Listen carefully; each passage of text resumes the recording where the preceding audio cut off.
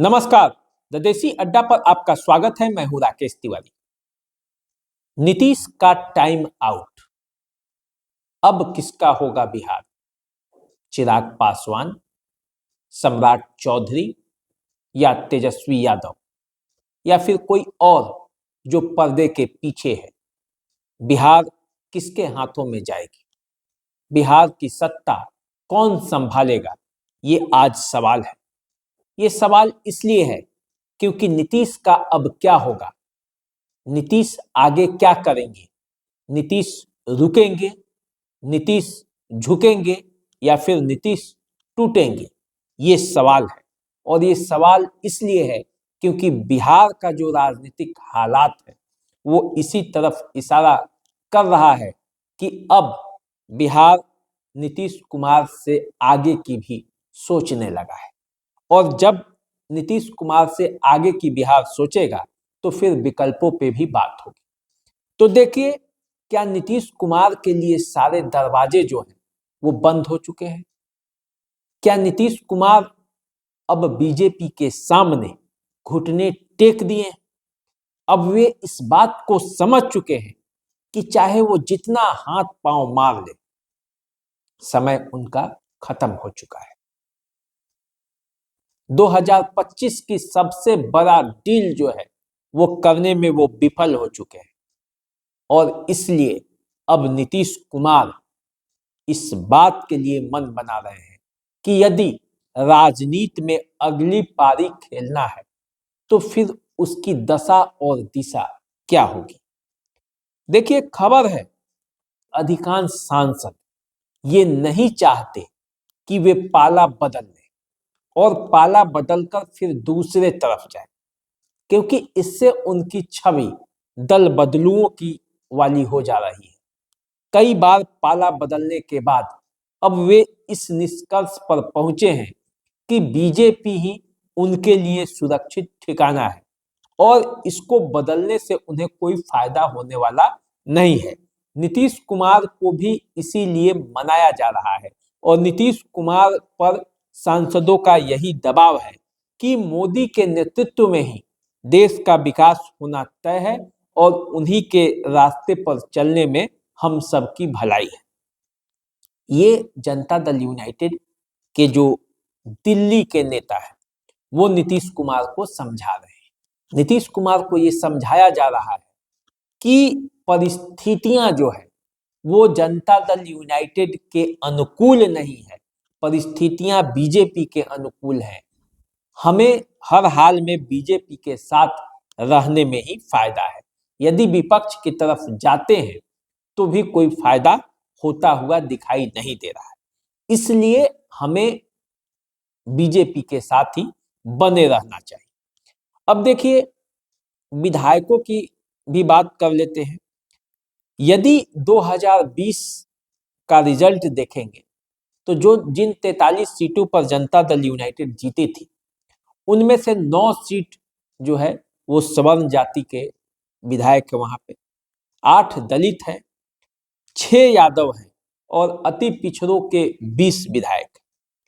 देखिए, इसमें से जो 9 विधायक हैं सवर्ण के वो बीजेपी के साथ ज्यादा कंफर्ट है। अति पिछड़ों की जो 20 की संख्या में जो विधायक उसमें से भी अधिकांश लालू के बजाय, तेजस्वी यादव के बजाय वो बीजेपी के साथ ज्यादा कंफर्ट है। एक निर्दलीय विधायक भी है, सुमित कुमार सिंह, आप जानते होंगे। वो नीतीश के साथ तो है, लेकिन यदि उन्हें चुनना पड़ेगा कि आरजेडी और बीजेपी में से एक चुने तो वे भी बीजेपी को ही चुनेंगे। तो इसलिए विधायकों का पलड़ा भी अभी भारी दिखता है। तो जन समर्थन की जहां तक बात है पार्टी के अंदर, वो नीतीश कुमार के साथ नहीं है।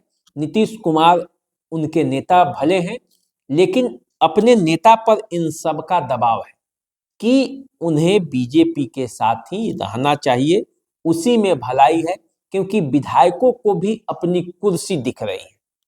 अंतिम समय में पलटने से कई दाव उल्टे न पड़ जाए, ये सोचकर जो विधायक हैं वो भी इस बात के लिए तैयार नहीं है कि उन्हें अब पलट जाना चाहिए, क्योंकि पलटा पलटी के खेल में उनकी छवि जो है वो कई बार तार तार हो चुकी है। देखिए, जो एक और कारण है जिसके वजह से नीतीश कुमार के सामने प्रश्न है, कांग्रेस के साथ जैसा वो रिस्पांस कांग्रेस से चाहते थे उस तरह का रिस्पांस वहां से मिला नहीं। नीतीश कुमार को जो उम्मीद थी कि कांग्रेस उन्हें हाथों हाथ ले लेगी और फिर केंद्र से लेकर राज्य तक की राजनीति में वो परिवर्तन कर सकते हैं, जो जैसा कि सूत्र बताते हैं कि जनता दल यूनाइटेड के अंदर नीतीश कुमार इस तरह की चाहत रखते थे। तेजस्वी यादव ने भी पहले रिस्पांस दिखाया और इससे नीतीश कुमार का मनोबल बढ़ा, लेकिन अब वे ठंडे पड़ चुके हैं। उन्होंने ये कह दिया है कि नीतीश कुमार के लिए सारे दरवाजे बंद हो चुके हैं। तेजस्वी यादव ये ऐसा इसलिए कहे क्योंकि उन्हें भी चाचा पर विश्वास नहीं है कि वो पलट ही जाएंगे, और यदि नहीं पलटे तो चुनाव सर पे है।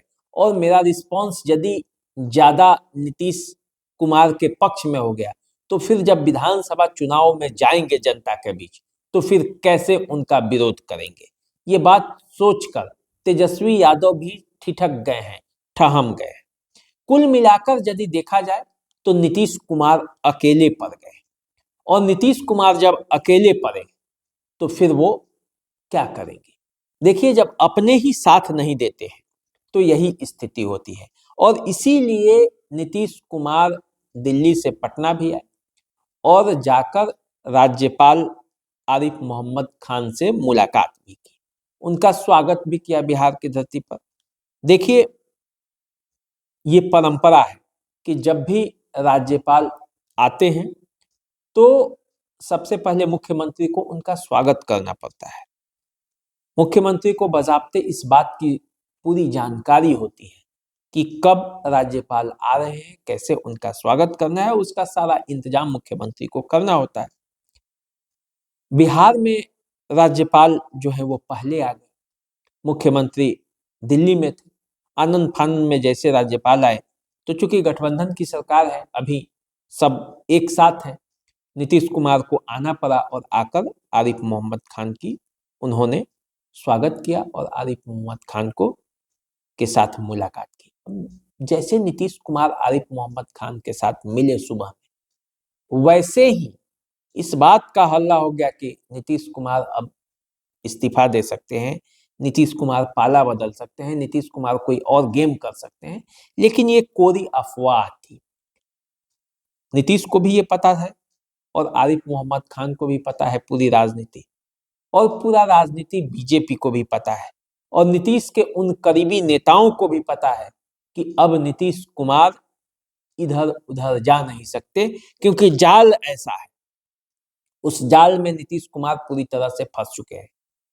देखिए, महाराष्ट्र में तो दो पार्टियों में बीजेपी ने खोजा था, एकनाथ शिंदे और अजित पवार, लेकिन जो सूत्र बता रहे हैं और यहाँ जो जनता दल यूनाइटेड के विपक्षी हैं वो ये कह रहे हैं कि जनता दल यूनाइटेड में से ही बीजेपी ने एकनाथ शिंदे और अजित पवार दोनों को एक ही पार्टी में खोज लिया है, और वो आरोप भी लगाते हैं कि ललन सिंह और संजय झा ये दो दिल्ली में हैं और विजय चौधरी और अशोक चौधरी यहाँ पटना में हैं। ये चारों नेता मिलकर नीतीश कुमार को अभी चला रहे हैं, और नीतीश कुमार इनसे आगे की नहीं सोच पा रहे हैं। तो देखिए, परिस्थिति चाहे जो हो, बात तो इतना तय है कि नीतीश कुमार का जो टाइम है वो टाइम आउट हो गया है, और अन्य जो नेता हैं बिहार के, तेजस्वी यादव, चिराग पासवान, सम्राट चौधरी, इनका टाइम इन होने वाला है, या कोई और है। देखिए, तेजस्वी यादव आरजेडी के बड़े नेता है। तेजस्वी यादव नीतीश कुमार के विरोध में खड़े हैं।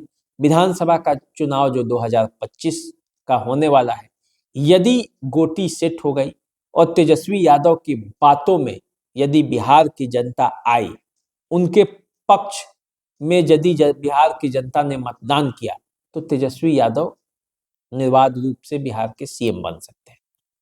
चिराग पासवान को भी लेकर कई तरह की बातें हैं। बीजेपी कोई नया गेम खेल रही है, चर्चा कई तरह की है।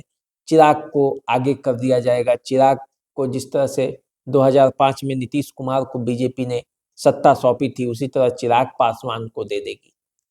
लेकिन एक चर्चा और है, और वो चर्चा है कि बीजेपी यदि नीतीश कुमार से मुख्यमंत्री की कुर्सी लेगी तो फिर वो अपना मुख्यमंत्री बनाएगी। पार्टी बीजेपी होगी, चेहरा चाहे जो हो। और इसीलिए बीजेपी इतनी तैयारी में जुटी हुई है, इतना रिस्क ले रही है।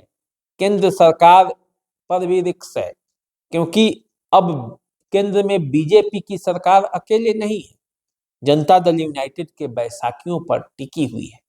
और यदि गेम फ्लॉप हो गया, गेम में कहीं कमजोरी हो गई, कहीं चूक रह गई, तो केंद्र सरकार पर भी खतरा हो सकता है। और इतने खतरे को भांपते हुए यदि बीजेपी बिहार में चाहती है कि कोई रिस्क ले ले, नीतीश कुमार को मना ले और नीतीश कुमार को मनाकर बिहार में अपना सीएम बना दे 2025 के बाद ही, चुनाव के बाद ही, तो इसलिए पूरा समीकरण अभी से सेट हो रहा है और कोई वादा नहीं किया जा रहा है कि नीतीश कुमार ही बिहार के मुख्यमंत्री होंगे। देखिए, अभी बीजेपी के कोई बड़ा नेता जो केंद्र का है, जिसके हाथ में है कि बीजेपी किस तरह की रणनीति अपनाएगी, उनका बयान नहीं आया है कि नीतीश कुमार ही हमारे नेता हैं, वही बिहार के मुख्यमंत्री बनेंगे जब 2025 का रिजल्ट एनडीए के फेवर में आएगा तब।